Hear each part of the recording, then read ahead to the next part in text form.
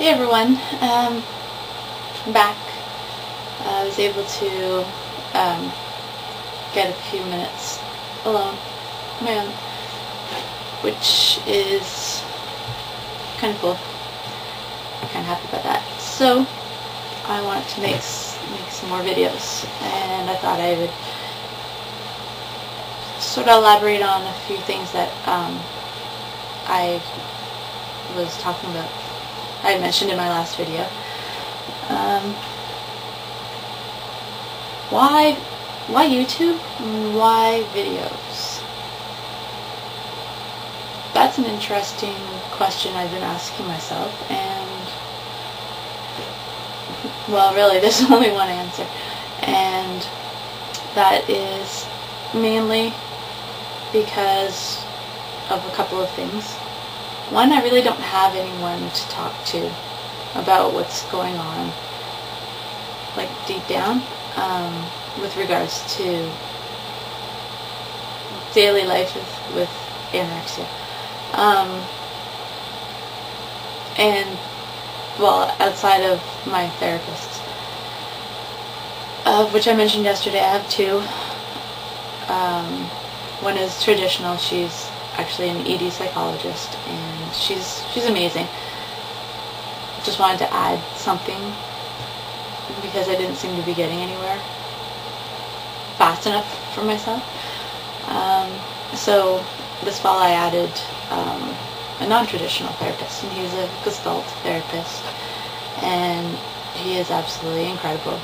It turns out that he actually suffered from bulimia for quite a while.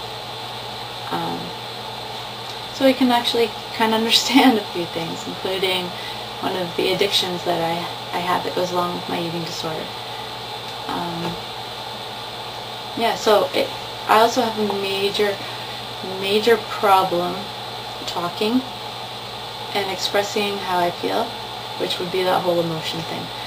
And I'm really working hard on trying to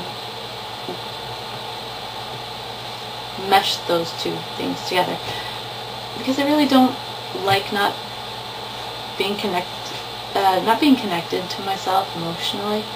Like, I am, but I'm not. When I want to cry, I'm numb a lot, and I can separate myself from an emotional situation very easily, and I don't like to do that. I block myself a lot. Even when I don't want to be blocked, I block myself from talking. And it's annoying, and it's frustrating, and I get really angry and frustrated because of it, and anger comes out, and frustration comes out, and yeah, it's not a good combination. So, talking, videoing, hopefully this will help, and so please forgive me, because I know I suck right now at making videos. A lot of ums and ahs and ramblings, so I'm trying really hard to not do that. So just bear with me, please. I'd appreciate it. Thanks. Okay, so more about my eating disorder. The time that it started to get really bad, was 2004. I got married to my husband September of 2003, and we bought our house. We moved in October of 2003, brand new. And in November he announced to me in a park that he sold his business, and we were going to move to Mexico, of all places, from the area of Toronto, Ontario, to Mexico. Been married for a couple of months, 3 months, and yeah, I wasn't planning on leaving my husband anytime soon. So we sold the house, and up we went, and we moved to Mexico, and down while we were there, over the summer of 2004, the spring, summer, fall, for 6 months, I got typhoid, I really didn't want to be there to begin with, although it was beautiful. We were in Cozumel, and it was absolutely fantastic. It was the wrong time for me, emotionally, and yeah, just financially, the whole thing. We're just not there. He was running from a lot of things, and I tagged along. I got to bear the brunt of that. So the way I dealt with that was through anorexia. Got typhoid and lost a good amount of weight in a very short time period because of that.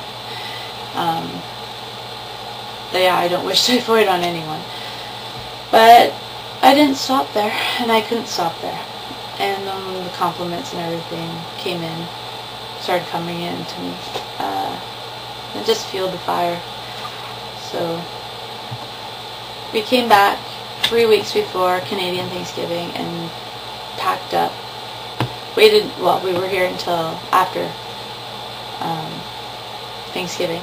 And we packed up and drove out to Vancouver and lived out there for about approximately 6 months. But in the middle of that, my grandfather passed away in January of 2005, right before my birthday actually, and right before his birthday.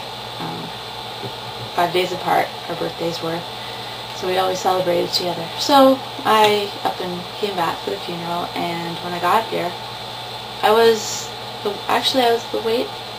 approximate weight that I am now. Actually, I think I might be a little bit lower now. And I'm not going to give numbers, but they're the double-digit numbers. Anyway, so, but very high, double digits. So, even though I'm a married woman in 30s, I was kept here in Ontario. My husband went back, and things happened over there. He came back we moved back here to Ontario, to Toronto, and here I am. Started seeing my first therapist, the ED psychologist, and I was admitted to inpatient this summer of 2005, and I was there for, residential inpatient, whatever you want to call it, I don't know. And then again in February, March-ish of 06, I was readmitted for a short stay. It's called symptom interruption, and so I did that for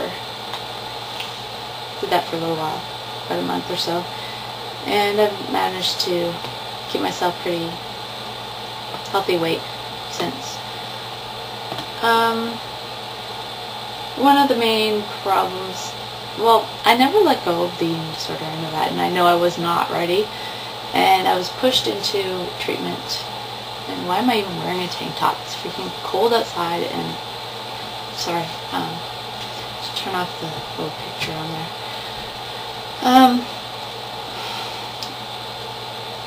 I was kind of forced into treatment. Not really forced per se, but talked into in a vulnerable state at the time.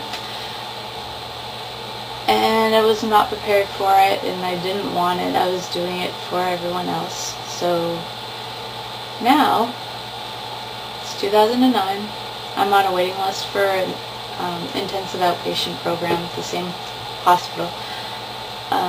I've asked for a June admission because I'm currently retraining for a different career at college, and I love it, and I don't want to miss any classes, so therefore June admission, unless I can talk myself into going sooner, of which everyone wants me to.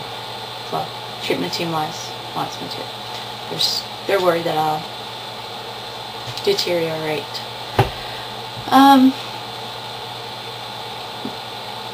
This time, so because I'm on the waiting list for this, and my family does know. My husband knows. My mom knows. I'm assuming that my dad knows. Don't know if my sister knows or not. Not that my sister would care. However, I'm keeping it very, very quiet and keeping a lot of things to myself regarding treatment, plans, options, what I'm thinking, what I'm deciding, because I need to make this decision on my own without any outside influence from my family. I relapsed on October 6th of this past year at 7 p.m. And the reason I know that, that's the exact date and time that my husband walked out on me.